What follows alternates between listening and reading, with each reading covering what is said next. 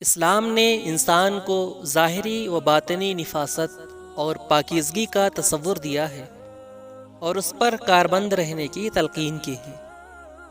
خلیفہ مفتی اعظم ہند علامہ عبد المصطفیٰ اعظمی رحمۃ اللہ علیہ لکھتے ہیں کہ صفائی ستھرائی کی مبارک عادت بھی مردوں اور عورتوں کے لیے نہایت ہی بہترین خصلت ہے، جو انسانیت کے سر کا ایک بہت ہی قیمتی تاج ہے۔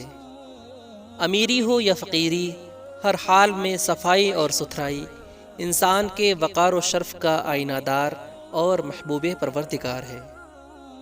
ظاہری صفائی میں ایک چیز انسان کے ناخن بھی ہیں۔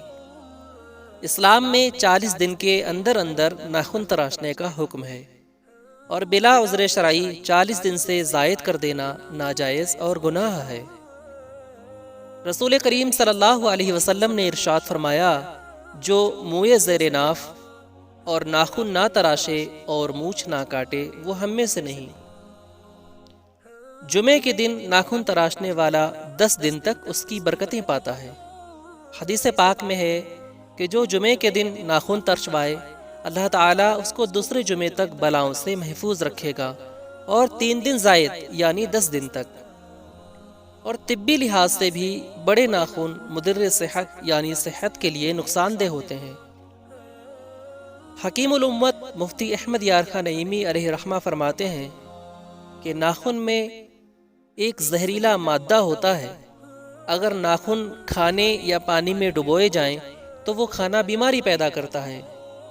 اسی لیے انگریز وغیرہ چھری کانٹے سے کھانا کھاتے ہیں، کیونکہ عیسائیوں کے یہاں ناخن بہت کم کٹواتے ہیں۔ ناخن جراثیم کی پناہ گاہ ہیں، اور کئی پھیلنے والی بیماریاں مثلا ٹائیفائڈ، اسہال، آنتوں میں کیڑے اور ورم یعنی سوجن کا سبب بنتے ہیں۔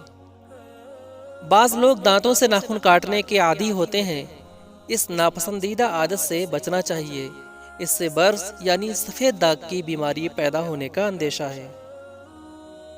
پھر یہ ناخن تراشنا جہاں ایک طرف صحت کا باعث ہے تو دوسری جانب سنت و مستحب عمل ہے، اور بندہ سنت کے مطابق انہیں تراش کر ثواب کا مستحق ٹھہرتا ہے۔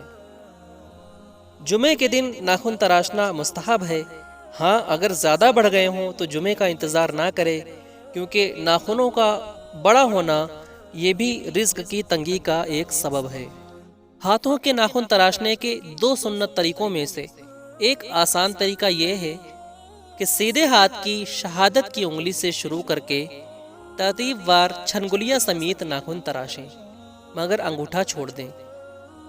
اب الٹے ہاتھ کی چھنگلیاں سے شروع کر کے ترتیب وار انگوٹھے سمیت ناخن تراش لیں۔ اب آخر میں سیدھے ہاتھ کا انگوٹھا جو باقی تھا اس کا ناخن بھی کاٹ لیں۔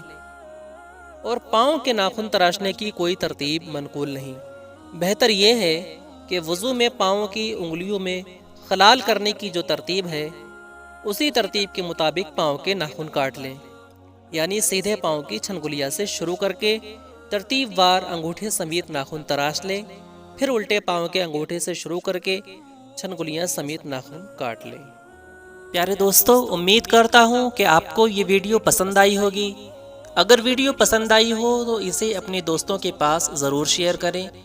اگر آپ نے ابھی تک ہمارے چینل ون فور امت کو سبسکرائب نہیں کیا ہے تو ابھی ریڈ بٹن کو پریس کر کے بیل آئیکن ضرور پریس کر دیں، تاکہ آنے والی مزید ویڈیوز کا نوٹیفیکیشن آپ کو سب سے پہلے مل سکے۔